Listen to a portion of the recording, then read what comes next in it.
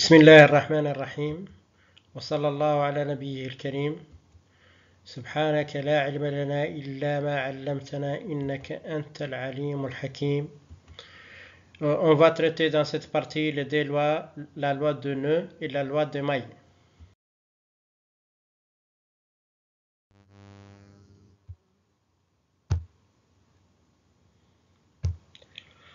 La loi de nœud. La somme des intensités qui arrivent à un nœud est égale à celle des intensités qui partent du nœud. Qu'est-ce qu'un nœud? Un nœud est un point du circuit auquel sont reliés au moins deux bornes de deux dipôles différents. Un nœud relié au moins deux fils de connexion.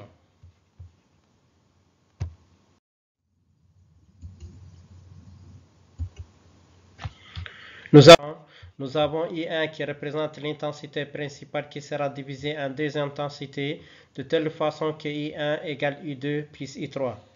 Puis on a proposé un autre exemple. Les intensités entrantes sont I1 et I2 de telle façon que I1 plus I2 doit égaler I3 plus I4. Ce sont les intensités sortantes et ça se représente le nœud. Puis nous avons un autre exemple que nous avons ici. On a proposé cet exemple de telle façon que les intensités entrant ici c'est I5 et I4. Les intensités sortantes sont I1, I2 et I3. Donc on va noter la loi I1 plus I2 plus I3 égale I4 plus I5. Ou d'autre part, I1 plus I2 plus I3 moins I4 moins I5 égale à 0.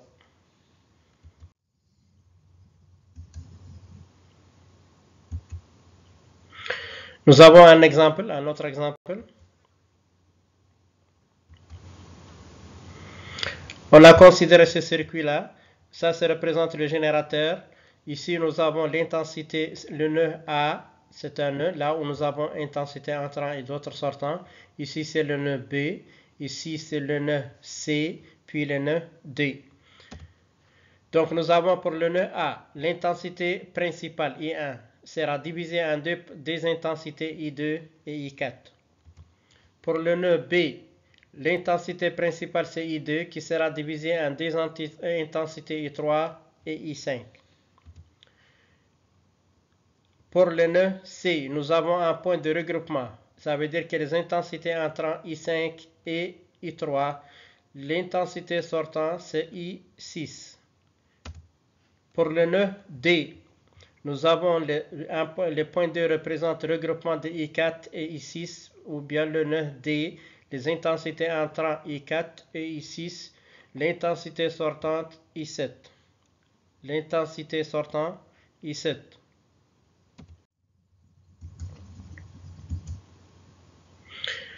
La loi des mailles. La loi des mailles, la somme algébrique de différence de potentiel dans une maille fermée est nulle. Qu'est-ce qu'une maille? Définition d'une maille. Une maille est un chemin fermé dans un circuit électrique le long duquel toutes les tensions sont annotées en additionnant toutes les tensions d'une maille et en se servant de cette définition, on obtient un résultat nul. Un exemple que nous avons ici, on a construit un circuit ici pour montrer qu'est-ce que ça veut dire une maille. Ici, nous avons trois mailles. La première constituée de R1 et R4 qu'on va le noter d'une couleur jaune. La deuxième constituée de R4 et R3 et R2 qu'on a noté par la couleur rouge. Et troisième maille, on a noté par la couleur verte que nous avons ici et noté par le générateur I1. On a représenté la tension I1 dans le sens opposé du courant. On a représentation la tension ID dans le sens opposé du courant et U3 dans le sens opposé du courant. Toutes les tensions sont représentées dans le sens opposé du courant, sauf sur le générateur, même sens que le sens du courant. Donc, qu'est-ce que nous avons ici? On a considéré la première maille. On a noté que VCC, la tension sur le générateur, égale la tension sur R1 plus la tension sur R4 ou bien la tension sur le générateur moins U1 moins U4 égale à 0.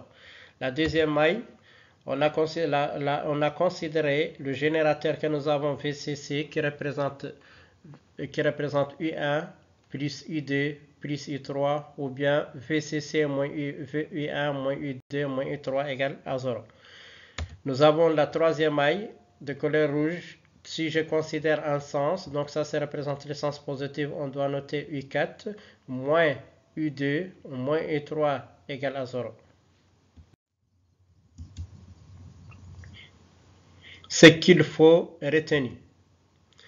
Faire le schéma, représenter le générateur, représenter le récepteur, flécher le générateur, flécher le récepteur.